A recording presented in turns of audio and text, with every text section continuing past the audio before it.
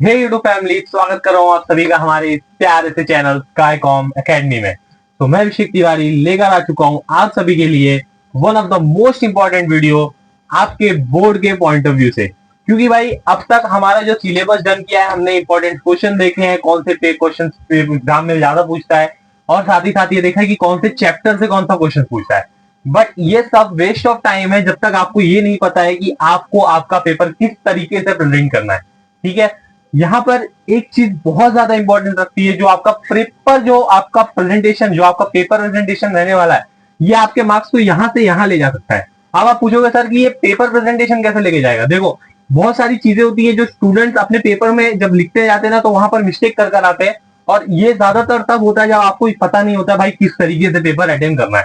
तो आज की लेक्चर वीडियो में हम यही जानने वाले हैं कि भाई किस तरीके से हमारे को अपना पेपर जो है वो अटेम्प्ट करना है, और किस सेक्शन वाइज किस क्वेश्चन को किस तरीके से अटेम्प्ट करना है, और कहां पर कौन से क्वेश्चन को स्किप करना है। तो वहां पर उस चीज की भी क्लियरिटी होना बहुत ज्यादा जरूरी है। तो आज की इस वीडियो में यही जानने वाले हैं। तो स्टार्ट करते हैं। सबसे पहले क्या देखते हैं भाई, हमारा जो बोर्ड की जो शीट रहने वाली है। ठीक है, सबको पता है भाई कि आपको हॉल टिकट आपके हाथ में आ चुका है।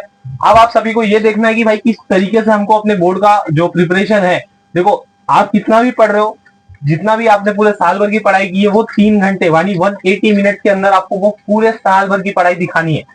तो उसको किस तरीके से उस 180 मिनट्स को यूटिलाइज करना है, किस तरीके से अपनी राइटिंग स्पीड होनी चाहिए, ये सारा चीज इस वीडियो में डिस्कस करने वाले हैं। तो इसी से अपना पहला पॉइंट क्या है भाई, draw the margin on the both side.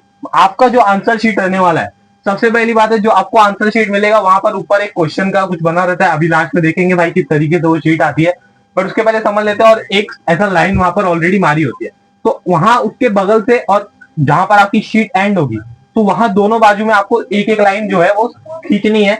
और ये क्यों खींचनी है, क्योंकि आपको जो पेपर है ना वो एक प्रॉपर फॉर्मेट में आ जाता है, और साथ ही साथ आपको जो एग्जामिनर होता है ना उसको वहां पर मार्क्स देने के लिए थोड़ा सा इजी हो जाता है। अगर मैं आपको एग्जांपल दूं, अगर आपकी ये शीट है समझ लो, और इस तरीके से आपको ऐसा शीट दिया होता है, यहाँ पर आपको ऐसा क्वेश्चन नंबर करके और यहाँ पे एक जैसा डब्बा किया होता है। ठीक है, इस तरीके से आपकी एक शीट बनी रहती है बोर्ड एग्जामिनेशन की। तो आपको क्या करना है, आपको इसके जस्ट बगल में से एक ऐसी लाइन ड्रॉ करनी है। ठीक है, और उसके बाद में ना यहाँ पर जहां पर आपकी शीट एंड हो रही है ना, उसके यहाँ पर यहाँ से आपको एक लाइन ड्रॉ करनी है। तो आपकी जो शीट है ना वो बहुत ज्यादा जो फैली हुई होती है ना, वो थोड़ी सी छोटी हो जाती है। तो आप आंसर अगर छोटा भी लिखते हो तो वो थोड़ा लेंथी दिखता है। तो इस वजह से यहाँ पर ये जो एक्स्ट्रा लाइन मारी जाती है, एक बेनिफिट इसका, ये एक बेनिफिट है, जब आपका एग्जामिनर आपका पेपर चेक कर रहा होगा तो वहां पर आपको उसको मार्क्स देने के लिए, फॉर एग्जाम्पल आपका क्वेश्चन नंबर 1 का 1 क्वेश्चन है, तो यहाँ पर अगर आपने कुछ भी लिखा हुआ है तो उसको वहां पर चेक कर यहाँ पर मार्क्स देने के लिए इजी हो जाएगा, एज कंपेरिजन टू अगर आपने लाइन नहीं खींची है। तो it may be cause difficulties, because यहाँ पर जब आप जगह नहीं छोड़ते तो एग्जामिनर को मार्क्स देने के लिए भी थोड़ा सा कंटाला आता है। और आप जान रहे हो कि भाई बोर्ड एग्जाम में बहुत सारे पेपर होते हैं एग्जामिनर के पास, तो आपको आपका पेपर, आप सभी को ये चीज पता होनी चाहिए कि जो आपके मार्क्स है ना वो हमेशा इनवर्सली प्रोपोर्शनल होते हैं आपके टाइम से।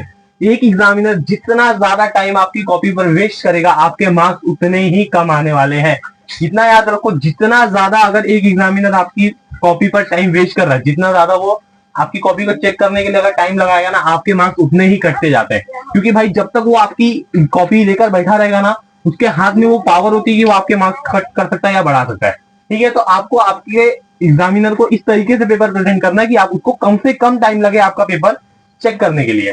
ठीक है, फिर नेक्स्ट पॉइंट देखते हैं भाई, यूज ओनली ब्लू पेन। मैं आपको रिकमेंड कर रहा हूँ सिर्फ ब्लू पेन ही यूज करो, ब्लैक पेन मत यूज करो। बोर्ड में ब्लैक या ब्लू दो ही पेन अलाउड है, लेकिन आपको पूरा पेपर सिर्फ एक ही पेन से अटेम्प्ट करना है। बहुत से बच्चे क्या करते हैं, क्वेश्चन है ना वो ऐसा पूरा ब्लैक पेन से लिखेंगे, फिर जो आंसर है वहां पर वो ब्लू पेन से लिख देंगे। फिर उससे वजह से क्या होता है, वहां पर आपके जो टाइम, सबसे पहली बात है, जो 180 मिनट्स का जो आपका टाइम शेड्यूल दिया रहता है ना, वो पूरा हिल जाता है। क्योंकि भाई आपके शुरू के क्वेश्चन, बच्चे क्या करते हैं कि शुरू के क्वेश्चन जो है ना वो बहुत ज्यादा सजा सजा के लिखते हैं, और फिर लास्ट में जब टाइम नहीं बचता है तो वहां पर वो चीजों को भी थोड़ा सा रिकवर करने के लिए ये चीज बहुत ज्यादा इंपॉर्टेंट है। तो आपको सिर्फ एक ही स्पेसिफिक पेन यूज करनी है भाई, आप चाहे ब्लैक यूज करो चाहे ब्लू यूज करो, बट मैं आपको सभी को रिकमेंड करूँ कि भाई ब्लू बॉल पेन ही यूज करना। जेल पेन वैसे भी बोर्ड में अलाउड नहीं है, और जेल पेन यूज भी मत करना। ब्लू पेन इसलिए मैं बोल रहा हूँ क्योंकि ब्लू पेन इजीली सबके पास अवेलेबल होती है। अगर फॉर एग्जाम्पल वैसे तो आप 2 से 3 पेन जरूर से लेके जाना, बट अगर आपके पास वहां पर जैसे पेन का इंक हो गया या वहां पर पेन नहीं चल रही है, तो वहां पर और आजू बाजू से पेन मांगना बहुत ज्यादा इजी रहता है as comparison to black pen. Black pen सबके पास अवेलेबल होती नहीं है, तो ये चीज भी ज्यादा इंपॉर्टेंट है। नेक्स्ट आ जाते हैं भाई हाईलाइट द इंपॉर्टेंस लाइन। देखो आपको हर एक यूट्यूब वीडियो में, हर एक लेक्चर वीडियो में, या हर एक जो आपके strategies video an number of the YouTubers बना रहे, आपको ये चीज का ये पॉइंट जरूर रख रहे कि भाई आप जो आपके इंपॉर्टेंट पॉइंट है उनको जरूर से हाईलाइट करो। अब मैं ये क्यों बोल रहा हूँ, इसका रीजन है कि भाई जब आपका एग्जामिनर, मैं बोला ना कि जब तक जहां मतलब जितना टाइम अगर एग्जामिनर वेस्ट कर रहा है उतने मार्क्स कट हो रहे हैं, तो क्यों भाई एग्जामिनर को टाइम ही क्यों देना है, एग्जामिनर को टाइम क्यों देना है आपके पेपर में। आपको important point, important line already highlight करके रखनी, क्योंकि जब आपका जो एग्जामिनर है वो आपका पेपर चेक करने आएगा तो उसको जब हाईलाइट हुए पॉइंट दिख जाएंगे तो उसको इतनी क्लैरिटी आ जाती है कि हाँ ये बच्चा थोड़ा सा एक्स्ट्रा ऑर्डिनरी है, तो यहाँ पर इसके जो आंसर्स होंगे वो भी अच्छी तरीके से लिखे होते हैं। तो ये चीज भी उसके लिए थोड़ा सा जो होता है ना बर्डन कम करने का काम करता है। और जहां तक जब उसके पास 200-300 पेपर्स होंगे तो उसके दिमाग में ना जो एक फॉर्मेट बैठ जाता है ना, तो उस फॉर्मेट वाइज अपने को पेपर अटेंड करना है। तो ये चीज भी इंपॉर्टेंस रखती है कि अगर आप अपने हाईलाइट जो आपके हेड पॉइंट है, फॉर एग्जांपल अगर आप 12th के स्टूडेंट है कॉमर्स के, तो ओसीएम और इको आपका ऐसा टॉपिक है जहां पर आपको हर एक क्वेश्चन में स्पेसिफिक हेड पॉइंट्स दिए होते, तो आपको उसको किस तरीके से अटेम्प्ट करना और उस हेड पॉइंट को हमेशा हाईलाइट करना, उसके नीचे एक लाइन छोड़कर लिखनी है। ठीक है, तो इस तरीके से आपको आपका पेपर अटेम्प्ट करना है। जो आपके हाईलाइट मतलब जो आपके इंपॉर्टेंट पॉइंट है उनको हाईलाइट करके रखना है, क्योंकि जब आपको आंसर आ रहा होता है ना तो वहां पर आप जब हाईलाइट करते हो ना तो आपका इंप्रेशन वो थोड़ा सा अच्छा पड़ता है। नेक्स्ट आ जाता है भाई use the flow chart explain the long answer. देखो अगर आप 12th, सीधी सी बात मैंने अगर बोला कि भाई मैं कॉमर्स 12th अगर आप देख रहे हो वीडियो, या आप कोई भी स्टैंडर्ड से देख रहे हो, अगर आप 10th स्टैंडर्ड से भी अगर वीडियो देख रहे हो, तो आपके जो लास्ट 5 मार्क्स के क्वेश्चन होते हैं या 8 मार्क्स के क्वेश्चन होते हैं आपके ज्योग्राफी के अंदर, तो वहां पर आप लोग ये चीज थोड़ा सा इंपॉर्टेंस रखो कि किस तरीके से आपको लॉन्ग आंसर जो है वो अटेम्प्ट करना है। सबसे पहले क्या देख लेते हैं भाई, जो हमारा लॉन्ग आंसर का क्राइटेरिया है वो होता है 8 से लेके 5 मार्क्स के बीच में, मतलब ये दो हाईएस्ट मार्क्स के क्वेश्चन होते हैं। देखो अगर आप 12th में हो तो आपको 8 मार्क्स ओसीएम चाहे आपका इको दोनों में 8 मार्क्स हाईएस्ट होता है, और अगर आप 10th में भी हो तो आपको 5 मार्क्स तक के हाईएस्ट क्वेश्चन होता है, शायद ज्योग्राफी में थोड़ा सा ज्यादा होता है। तो किस तरीके से उसको अटेम्प्ट करना है, देखो मैंने यहाँ पर बोला यूज द फ्लो चार्ट। देखो आपको एक भी आंसर में फ्लो चार्ट नहीं मिलेगा, तो आप बोलोगे सर कि फ्लो चार्ट लाए कहां से, तो फ्लो चार्ट लाने का एक सीधा सा तरीका है, जो आपका क्वेश्चन है वो आपके बीच में आएगा और जो आपके जो हेड पॉइंट्स है, ठीक है, अगर आप 12th के जो आपके हेड पॉइंट्स है वो सब आपके साइड साइड में आएंगे। अगर आप 12th के नहीं हो तो साइंस में आप सभी को पता है कि भाई डायग्राम्स होते हैं, तो उस डायग्राम को पहले प्रेजेंट करना है, डायग्राम के बाद उसको लेबलिंग करनी है और उसके बाद आपका स्पेसिफिक जो आंसर है वो उसको अच्छी तरीके से पॉइंट वाइज अटेम्प्ट करना है। याद रखना हर एक पॉइंट के बाद स्पेसिफिक एक लाइन छोड़कर रखना, ठीक है, क्योंकि वो पॉइंट आपका इजीली विजिबल होना चाहिए। अगर नहीं विजिबल है तो वहां पर वो थोड़ा सा डिफिकल्ट होता है। ठीक है, तो आ जाते हैं अपने नेक्स्ट पॉइंट पे, जो क्या कहता है भाई की right a proper question number. अब जो हमारा मेन इंपॉर्टेंट पॉइंट होता है अपने एग्जाम पॉइंट ऑफ व्यू से, वो होता है कि भाई किस तरीके से हमको अपना क्वेश्चन नंबर पुट करना है। आप लोग को ये अच्छी तरीके से पता होना चाहिए कि जैसे हम अपना क्वेश्चन पुट करते हैं वैसे ही हमको अपने मार्क्स मिलते हैं। फॉर एग्जाम्पल अगर आपने किसी का क्वेश्चन नंबर नहीं लिखा है तो याद रखना बोर्ड में उसके एक भी मार्क्स मिलने वाले नहीं है। सीधी सी बात है भाई, मैंने बोला कि बोर्ड के जो एग्जामिनर्स होते हैं उनके पास n number of the papers होते हैं, और अगर आपने जो बोलते हैं ना कि क्वेश्चन नंबर नहीं लिखा है तो उसको थोड़ा सा डिफिकल्टीज होती है क्वेश्चन आइडेंटिफाई करने के लिए, एज कंपेरिजन टू उसको आसान रहता है डायरेक्टली वो क्वेश्चन आपका कट कर दे। दो ऑप्शन होते हैं तो वो दूसरा ऑप्शन ज्यादा तरीके से आजमाता है। भाई सीधी सी बात है, उसको क्वेश्चन नंबर नहीं दिखा, मार्क्स कट हो जाएंगे, तो भाई रिस्क ही क्यों लेना है, सीधी सी बात है ना। और क्वेश्चन नंबर लिखना कहां पर, मेन इंपॉर्टेंट पॉइंट है। देखो यहाँ पर ऐसा क्वेश्चन दिया होता है, आपको यहाँ पे डब्बा बनाकर दिया होता है, बट आपको क्वेश्चन हमें ना सेंटर में लिखने का है। क्वेश्चन नंबर 1 जैसे आपको दिया, क्वेश्चन नंबर 1 ए का सेक्शन अगर आप अटेम्प्ट करो तो क्वेश्चन नंबर 1 ए, इस तरीके से आपको अपना क्वेश्चन लिखने का है जो आपको डायरेक्टली एग्जामिनर को हाईलाइट हो जाए। अगर आप देखो कि यहाँ अगर साइड में मैं लिखता हूं ना तो यहाँ पर हाईलाइट नहीं होगा, वो थोड़ा साइड में हो जाता है और फिर एग्जामिनर को देखना पड़ता है। लेकिन अपना को अपना पेपर किस तरीके से अटेम्प्ट करना है कि अगर वो पहला पेज पलटी भी करे ना तो उसको तुरंत क्वेश्चन नंबर दिख जाए वहां पर, और जो आपके पॉइंट्स होते हैं वो भी दिख जाए। ठीक है, तो इस तरीके से अपने को अपना क्वेश्चन नंबर लिखना है 5th पॉइंट में। 6th पॉइंट जो हमारा बोलता है भाई डोंट राइट द क्वेश्चन। अब आप भाई इतने टाइम से पेपर लिख रहे हो तो ये पॉइंट तो एक्सप्लेन करने की जरूरत नहीं थी वैसे, बट मैं आप सभी को फिर भी बता दे रहा हूँ कि आपको आपके बोर्ड एग्जाम में क्वेश्चन लिखने के एक भी मार्क्स मिलते नहीं है। तो जो कोई भी अगर आपको ऐसा बोल रहा हो भाई कि क्वेश्चन भी लिख के आ जाओ उसमें भी मार्क्स मिल जाएंगे, तो बिल्कुल भी मार्क्स मिलते नहीं है, और ये वेस्ट ऑफ टाइम है। अपना कुछ टाइम जो है वो क्वेश्चन लिखने में बर्बाद मत करो, एक्सेप्ट आपके जो ऑब्जेक्टिव्स के क्वेश्चन होते हैं। ठीक है, ऑब्जेक्टिव्स में आपको क्वेश्चन तभी लिखने हैं जब आपके पास एक्स्ट्रा टाइम बचे। ठीक है, वहां पर भी क्वेश्चन के मार्क्स नहीं होते। देखो अगर आपका ट्रू और फॉल्स का क्वेश्चन है या आपका मैच द फॉलोइंग में सिर्फ एक ही ऐसा क्वेश्चन है जो मैच द फॉलोइंग का है, वहां पर आपको क्वेश्चन लिखना है, या फिल इन द ब्लैंक्स जो आता क्वेश्चन है वहां पर आपको लिखना है। चूज द करेक्ट ऑप्शन में आपको नहीं लिखना होता, स्पेसिफिक जो आपका ऑप्शन करेक्ट है ऑप्शन के साथ में, जैसे अगर आप देखो तो आपको कोई ऐसा ऑप्शन दिया होता है ऑप्शन ए बी सी और डी, तो आपको ऑप्शन के साथ में जो आंसर होगा, फॉर एग्जाम्पल ए अगर आपका ऑप्शन है तो यहाँ पर आंसर करके ए लिखना है और सामने जो आंसर है वो, ठीक है। तो वहां पर आपको ये चीज थोड़ा सा इजी हो जाती है एज कंपेरिजन टू आपको फिल इन द ब्लैंक वाले में, क्योंकि अगर आपको फिल इन द ब्लैंक का कोई ब्लैंक अगर फिल करने का है ना तो उसको पूरा सेंटेंस लिखने के बाद ही फिल करने का है, ठीक है। तो इन दोनों में भी डिफरेंस समझना बहुत ज्यादा इंपॉर्टेंट है। नेक्स्ट आ जाते हैं भाई writing speed 180 minute, how to utilise it. आप लोग को ये चीज पता होनी चाहिए कि भाई 180 मिनट को किस तरीके से यूटिलाइज करना है ताकि हमारा पेपर जो है वो आपके एंड ऑफ द टाइम के 15 मिनट पहले खत्म हो जाए। अगर उसके पहले अगर आप पेपर खत्म कर ले रहे हो तो अच्छी बात है, बट अगर इससे ज्यादा टाइम अगर आपको अभी लग रहा है तो आपकी राइटिंग स्पीड उतनी अच्छी नहीं है, और अभी भी अपने पास पूरा टाइम बचा हुआ है। तो मैं आप सभी को रिकमेंड कर रहा हूँ कि टाइमर लगाओ, आंसर अच्छी तरीके से लिखने की कोशिश करो और शुरू से ही एक स्पेसिफिक स्पीड बनाकर रखो। बहुत से बच्चे क्या करते हैं, मैंने शुरू में भी यही चीज बताई जब मैं आपको बॉल पेन वाला ये एक्सप्लेन कर रहा था, तो वहां पर भी मैंने ये चीज बताई थी, मैं यहाँ पर भी आप सभी को बता रहा हूँ कि बहुत से बच्चे क्या करते हैं भाई ब्लैक पेन की जगह ब्लू पेन यूज करते हैं आंसर लिखने के लिए, फिर ब्लैक पेन क्वेश्चन लिखने के लिए। उसके बाद ये चीज जो शुरू में सजा सजा के लिखते हैं ना, बहुत राइटिंग बना बना के लिखते हैं और एक एक दो मार्क्स से क्वेश्चन होते हैं वो, ठीक है। बट एट दी एंड जब आपको 5-5 6-6 मार्क्स से क्वेश्चन अटेम्प्ट करने होते हैं तो वहां पर आपके पास टाइम रह नहीं जाता। तो बच्चे क्या करते हैं भाई फटाफट फटाफट फटाफट लिखते जाते हैं, फिर वहां पर उनकी राइटिंग क्या हो जाती है, एकदम चाइनीज टाइप की हो जाती है। तो वो चीज एग्जामिनर को थोड़ा सा जो है ना वो डिफिकल्टी क्रिएट करती है उसका पेपर चेक करने के लिए। तो आपको शुरू से ही एक स्पेसिफिक स्पीड बना के रखनी, ना बहुत ज्यादा तेज ना बहुत ज्यादा स्लो। आपको एक अच्छी स्पीड मेंटेन करके रखनी है जो कि आपका पेपर आपको 2.5 घंटे के अंदर फिनिश करके दे दे। देखो आपका जो बोर्ड का पेपर होता है ना, मैं आपके क्लास के पेपर आपके प्रीलिम के पेपर की बात नहीं कर रहा हूँ, मैं आपके सीधा बोर्ड एग्जाम की बात कर रहा हूँ। जो बोर्ड का पेपर होता है ना वो बहुत ज्यादा लेंदी नहीं होता है, एक्सेप्ट जो आपके लैंग्वेजेस सब्जेक्ट है उनका पेपर लेंदी होता है, बट आपकी जो थियोरिटिकल सब्जेक्ट है, जो आपके प्रैक्टिकल सब्जेक्ट है, उनका पेपर इतना ज्यादा लेंदी होता नहीं है। वो 2.5 घंटे के अंदर कंप्लीट करना आराम से पॉसिबल है। मैं आपको थोड़ा अगर आप टाइम बढ़ा लो तो भाई 2:45, ठीक है, 2 घंटा 45 मिनट आपको इनफ हो जाएगा पेपर कंप्लीट करने के लिए। 15 मिनट आपके पास बचते हैं, उन 15 मिनट के अंदर आप चाहे आपका पेपर रीचेक करो एक बार, और जो आपके ऑब्जेक्टिव्स हैं उनका भी क्वेश्चन लिख दो। क्यों रिस्क लेना भाई, ठीक है। तो ये चीज भी आपको थोड़ा सा इंपॉर्टेंट रखती है।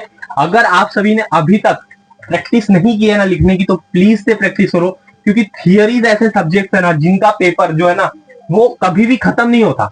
अगर आपकी स्पीड मेंटेन नहीं है ना तो लैंग्वेज और थियरी दो ऐसे सब्जेक्ट है जिनका पेपर खत्म होने वाला नहीं है। और जो 12th के बच्चे हैं भाई बीके का पेपर है ना, प्लीज मतलब आपको सभी बोल रहा हूँ ना कि प्लीज 2 से 3 पेपर सॉल्व करो, क्योंकि तभी आपको पता चलेगा कि आप कितने टाइम में वो पेपर अटेम्प्ट कर पा रहे हो। क्योंकि टैली करना बहुत ज्यादा डिफिकल्ट होता है वो टाइम पे जब आपके दिमाग पे इतना प्रेशर हो, ठीक है। तो ये चीज आपको इंपॉर्टेंस रखेगी भाई, बीके के पेपर के अंदर आपको 4 अकाउंट्स टैली करने होते हैं, एक ही नहीं करना है। अगर आप इश्यू ऑफ शेयर अटेम्प्ट कर रहे हो तो उसको करने की जरूरत नहीं है, बट आपको बाकी चारों को टैली करना है। तो आप सभी को एक अच्छी स्पीड की मेंटेन होगी, और साथ ही साथ जो आपके 0 वगैरह लगते हैं 1 वगैरह लगते हैं, आपके एक एक नंबर को आपको अच्छी तरीके से लिख के उसको टैली करने का, तो वहां पर टाइम ज्यादा लगता है। तो उसको आप पेपर 2-3 सॉल्व करोगे तो आपको एक आइडिया आ जाएगा कि भाई मुझको इतना टाइम लग रहा है ये पेपर सॉल्व करने के लिए, ठीक है। Next question which is right a new question on a new page. भाई ये पॉइंट बहुत ज्यादा इंपॉर्टेंस रखता है आपके बोर्ड पॉइंट ऑफ व्यू से, क्योंकि भाई हम सब ने भाई की जो बोर्ड की जो फॉर्म होती है उसकी फीस भरी हुई है, ठीक है। तो आपको ना उसको पूरी तरीके से यूटिलाइज करना है, और वो कैसे यूटिलाइज करना है वो सिर्फ एक ही जगह पे यूटिलाइज होगा, आपकी न्यू पेजेस के ऊपर। देखो भाई आपको जो शीट मिलेगी ना वो स्पेसिफिक 16 पेजेस की होगी, ठीक है। वो 16 पेजेस के अंदर आप चाहो आपका क्वेश्चन पेपर अटेम्प्ट कर दो, और मोस्टली अगर आपको पूरा पेपर आता है तो वहां पर वो अटेम्प्ट होता नहीं है। अब क्यों नहीं अटेम्प्ट होता है भाई, वो 16 पेज है और आपको जो क्वेश्चन पेपर दिया है बहुत बड़ा होता है, तो उसको सॉल्व करने के लिए अगर आप एक अच्छे फॉर्मेट से सॉल्व कर रहे हो तो आपको ज्यादा पेजेस लगते हैं, ठीक है। और मैं बोलता हूँ भाई कि अगर आपने फीस पेड की है तो भाई ज्यादा पेजेस लो ना, बोर्ड वाले अगर पेपर दे रहे हैं तो लेने में क्या जा रहा है आपको, ठीक है। आपको एक क्वेश्चन एक ही पेज पे अटेम्प्ट करना है। फॉर एग्जाम्पल आपको अगर क्वेश्चन में कैसे दिया रहता है, question number 1A, question number 1B, question number 1C, question number 1D, इस तरीके से आपको क्वेश्चन जो है फ्रेम किए होंगे, ठीक है। तो आपको जो है ये क्वेश्चन नंबर ए है ना वो सिर्फ एक ही पेज पे अटेम्प्ट करना है। फॉर एग्जांपल अगर 4 पॉइंट है तो 4 ही लिखने हैं, एक ही पेज पे अटेम्प्ट करना है। दूसरे पेज मतलब जो आपको दूसरे पेज में अगर आपको वो क्वेश्चन खत्म हो रहा है तो एक लाइन अगर हो रहा है तो ठीक है नीचे से चालू कर दो, बट अगर 1 से 2-3 लाइन अगर ले रहा है ना तो नेक्स्ट पेज से चालू करो, ठीक है। तो एक एक क्वेश्चन एक एक पेज पे अटेम्प्ट करने का, ठीक है। रिपीटली, जैसे आप लोग अपने प्रीलियम का कैसे अटेम्प्ट करते हैं भाई, एक क्वेश्चन लिखा उसके नीचे दूसरा, उसके नीचे तीसरा, ऐसे अटेम्प्ट नहीं करना है। अगर आपके लॉन्ग आंसर्स हैं तो लॉन्ग आंसर्स में भी यही करना है, डिफरेंस बिटवीन में भी सेम थिंग करनी है। एक क्वेश्चन एक ही पेज पे अटेम्प्ट करना है, दूसरे मतलब जो आपको बोलते हैं ना कि भाई एक पेज पे 2 अटेम्प्ट करना है, तो ऐसे मत करके आना भाई, एक पेज पे एक ही अटेम्प्ट करो। पूरी बोर्ड की फीस भरी हुई है तो पूरा अच्छी तरीके से उसको यूटिलाइज करना है। तो ये थे भाई हमारे कुछ 8 पॉइंट। अब आ जाते हैं अपनी बोर्ड शीट के ऊपर, ठीक है। किस तरीके से हमारी शीट आती है, किस तरीके से उसको फिल करना है, और किस मतलब किस फॉर्मेट में उसको समझना है, ठीक है। सबसे पहले देख लेते हैं कि कैसे अपनी बोर्ड की शीट आती है। तो भाई ये अपनी यहाँ पर साइड स्क्रीन विजिबल हो रही भाई, ये अपनी बोर्ड की शीट है, ठीक है। वहां पर अगर आप देखने जाओगे तो आपको एक स्पेसिफिक तरीके से पूरे पॉइंट समझा दिए रहते हैं, अंदर इंस्ट्रक्शंस भी दिए होते हैं। तो ये जो है ना हमारी एक जो आपको आपके शॉप पे अवेलेबल मिल जाती है, वो वाली बोर्ड की शीट है। तो यहाँ पर देख लेते हैं, ऐसी ही आपको बोर्ड की शीट आने वाली है, एज इट इज सेम रहता है, सब चीज सेम होगी। और आपको किस तरीके से डिटेल फिल करनी है ये आपको पता होना बहुत ज्यादा जरूरी है, ठीक है। आप इसको 1 से 2 पेपर में अच्छी तरीके से फिल करोगे, आपको समझ में आ जाएगा। आपके हाथ में हॉल टिकट है और सारी जो डिटेल्स होंगी वो आपकी हॉल टिकट में ऑलरेडी मेंशन की होंगी, और इसीलिए आपको आपका हॉल टिकट ले जाना बहुत ज्यादा इंपॉर्टेंट रखता है। और साथ ही साथ आपको आपके सीट नंबर प्रॉपर तरीके से फिलअप करने हैं। तो आइए देखते हैं भाई किस तरीके से फिलअप करना है और कहां पर कौन सी चीज किस तरीके से दी गई होती है, ठीक है। नाउ स्टार्ट करते हैं। सबसे पहला जो हमको यहाँ पर दिया होता है वो होता है हमारा सेंटर नंबर, और ये सेंटर नंबर कहाँ मेंशन किया होगा, आपके हॉल टिकट में, ठीक है। जो आपका सेंटर जहां पर भी फॉर एग्जाम्पल लगा होगा, XYZ जगह पे किधर भी लगता है भाई, जिधर लगा होगा वहां पे एक स्पेसिफिक सेंटर नंबर मेंशन किया होगा। तो यहाँ पर जो आपको 4 डिजिट का वो सेंटर नंबर दिख रहा है ना, वो 4 डिजिट में आपको अपना सेंटर नंबर फिल करना है। नेक्स्ट है भाई, उसके बाद दिया होता है सीट नंबर इन फिगर। भाई सीट नंबर इन फिगर का मतलब होता है जो आपको M33612 613 614 ऐसा दिए होते हैं ना, वो आपको अच्छी तरीके से फिल करने हैं, आंख खोल के फिल करना भाई, कि आपका अगर एक भी मिस्टेक हुआ वहां पे, ठीक है, तो ये शीट पूरी खराब हो जाएगी, आप चाहे कितने भी आंसर लिख जाओ, ठीक है। तो वो चीज आपको बहुत ज्यादा इंपॉर्टेंट है। आपके डेस्क पर भी उसका नंबर लिखा होता है, आपके जो आपकी शीट होती है वहां पर भी उसका नंबर लिखा होता है, और आपको आपका नंबर जो हॉल टिकट है वहां पर भी एकदम अच्छी तरीके से मेंशन किया है। और आपकी बार तो बोर्ड में अच्छे से मेंशन किया है, बगल में थोड़ा सा ऊपर जगह देके हाईलाइट में पूरा सा अच्छा सीट नंबर मेंशन किया हुआ है। तो अच्छी तरीके से सीट नंबर याद भी कर लेना, वहां देख के तभी यहाँ पर फिलअप करना, ठीक है। उसके बाद वहां नीचे जो दिया रहता है वो दिया रहता है आरक्षित, जो देखने जाओगे भाई कि इन वर्ड्स में, seat number in words. Words का मतलब होता है भाई कि आपको 3,21,372 ऐसा लिखने का, ठीक है, जो आपके वर्ड्स में आपको लिखने का। वहां पर फिगर में लिखना था, यहाँ पर वर्ड्स में लिखना, वही सेम थिंग को। एट दी एंड भाई आप देखो वहां पर एक लिखा होगा कैंडिडेट साइन करके, ठीक है। तो कैंडिडेट साइन का मतलब होता है कि जो यहाँ पर पेपर अटेम्प्ट कर रहा है तो वो उस चीज का कैंडिडेट हुआ। जो आपका साइन जो है वो कैंडिडेट के जस्ट सामने आने वाला है, ठीक है। तो कैंडिडेट के जस्ट सामने वहां पर आप अपना साइन मेंशन कर सकते हो।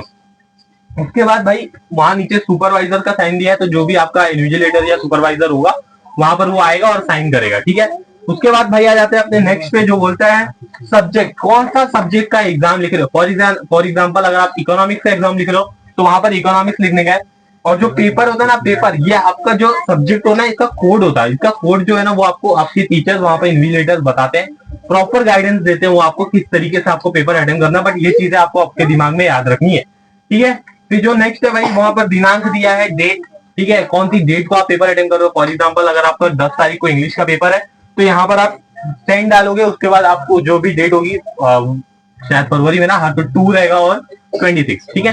उसके बाद आ जाते हैं भाई लैंग्वेज ऑफ आंसर, किस लैंग्वेज में आप अपना आंसर प्रेजेंट कर रहे हो। फॉर एग्जाम्पल अगर आप हिंदी मीडियम से तो आप हिंदी मीडियम मतलब हिंदी लिखोगे, मराठी मीडियम से तो मराठी लिखोगे, गुजराती मीडियम से तो भाई गुजराती लिखोगे। लेकिन गुजराती में भी वो सेमी इंग्लिश में आता है तो भाई इंग्लिश में लिखना पड़ेगा, बट लैंग्वेजेस वगैरह लिख रहे हो तो लैंग्वेज में लिखना होता है, ठीक है। और साथ ही साथ भाई जो आपका नेक्स्ट होगा, यहाँ पर सप्लीमेंट नंबर लिखा हुआ है, ठीक है। सप्लीमेंट नंबर बोलता है भाई, अगर आप जैसे उसके पहले देख लेते भाई, जो इकोनॉमिक्स वगैरह के जो पेपर्स होंगे तो वो आपको इंग्लिश में ही लिखने हैं, ठीक है। अगर आप दूसरी किसी भी लैंग्वेज को तो वो लिखने हैं, ठीक है। भाई यहाँ पे सप्लीमेंट अटैचेड, इसका मतलब क्या होता है, ये आपकी एक शीट है, ठीक है, और ये पूरी 16 पेजेस की होती है, ठीक है। ये पूरी बोर्ड की शीट जो होती है वो 16 पेजेस की होती है, और ये 16 पेजेस जो होते हैं ना वो आपको यहाँ पर एक मेंशन किया हुआ है, ठीक है। अगर आप देखोगे तो वहां पर आपको एक करके मेंशन किया हुआ है और प्लस करके वहां पे डैश छोड़ा है। इस तरीके से आपको बोर्ड में भी रहेगा। अगर आपने जितने भी सप्लीमेंट एक्स्ट्रा लिए हुए हैं, ठीक है, उस एक्स्ट्रा सप्लीमेंट को काउंट करना है। उसके बाद यहाँ पर उसका नंबर लिखकर इज इक्वल टू के सामने कितने सप्लीमेंट्स आपने लिए और कितना टोटल हुआ है वो बाहर लिख देना है। तो ये था हमारा भाई बोर्ड के फिलअप के ऊपर। अब आ जाते हैं अंदर का जो पार्ट दिया हुआ किस तरीके से दिया होता है, ठीक है। तो यहाँ पर कुछ ऐसे इंस्ट्रक्शंस दिए होते हैं, देख लो इस तरीके के इंस्ट्रक्शंस बताए भाई। और उसके साथ साथ यहाँ पर जो मार्क्स वगैरह की वेरिफिकेशन होती है, 3 बार आपका पेपर चेक होता है, आप सभी को पता है। तो ये भाई हमारी अंदर की बोर्ड शीट अगर आप यहाँ पे देख लो साइड स्क्रीन पे विजिबल है, ठीक है। तो आप देखो भाई जैसा इस तरीके की आपकी बोर्ड की शीट होती है, आप देखोगे तो यहाँ पर साइड में एक मार्जिन ऑलरेडी खींचा हुआ है, जैसे कि मैंने आप सभी को यहाँ पर एक्सप्लेन भी किया था एक बार। और उसके जस्ट बगल में से आपको एक मार्जिन और खींचनी है, और यहाँ पर जहाँ पर आपकी शीट एंड होगी उसके वहां पर आपको एक लाइन जैसी दिखेगी, वहां पर आपको एक प्रॉपर स्केल की लाइन खींचनी है जो को दोनों साइड में आपका पेपर थोड़ा सा छोटा कर देगी, ठीक है। तो यहाँ पर वो चीज भी ज्यादा इंपॉर्टेंस रखती है। तो भाई ये थे कुछ गाइडेंस हमारे बोर्ड एग्जाम के पेपर प्रेजेंटेशन को लेके। तो मिलते हैं आप सभी को नेक्स्ट लेक्चर वीडियो में, लेकिन उसके पहले भाई हमारे अगर चैनल को सब्सक्राइब नहीं किया है तो जरूर से सब्सक्राइब करना, अपने दोस्तों में इसको ज्यादा से ज्यादा शेयर करो और अपने बोर्ड एग्जाम की प्रिपरेशन को और भी ज्यादा स्ट्रॉन्ग करो। तो मिलते हैं नेक्स्ट लेक्चर वीडियो में, तब तक के लिए जय हिंद जय भारत।